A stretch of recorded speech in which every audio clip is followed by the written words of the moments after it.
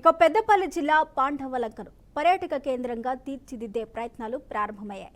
స్థానిక దాతల విరాళాలతో పాండవలంకర జలపాత ఆవరణలో మహాగణపతి, నందీశ్వరుడు, సూర్య భగవానుడు, జోడు నాగదేవతలు, పార్వతీ పరమేశ్వరులు, లక్ష్మీదేవి, శ్రీ వెంకటేశ్వర్లు తదితర విగ్రహాలను ప్రతిష్ఠించి ప్రత్యేక హోమాలు చేశారు స్థానిక నేతలు.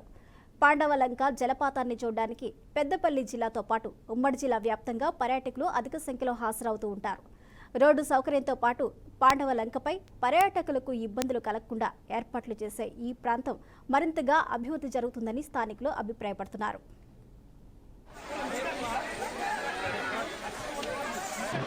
ఆ చరిత్ర అప్పుడు పాండవులు అరణ్యవాసం వెళ్ళేటువంటి కాలంలో ఈ ప్రాంతంకి వచ్చి ఈ ప్రాంతంలో కూడా బస చేసి ఇక్కడ కూడా నివాసం ఏర్పరచుకొని కొద్ది రోజులు ఇక్కడ ఉన్నటువంటి సంస్కృతి చరిత్ర మనం చరిత్ర పుటల్లో చదువుతూ ఉంటే తెలుస్తుంది. కాబట్టి ఆనాడు ఇక్కడ శివుడు, తర్వాత శ్రీరామచంద్రుడు కానీ, ఆ తర్వాత లక్ష్మీదేవత కానీ, నాగ దేవత కానీ, తర్వాత రకరకాలైనటువంటి దేవతలను ఇక్కడ పొందుపరుచుకొని వారు ఈ ప్రాంతంలో పూజలు చేసినటువంటి పాండవుల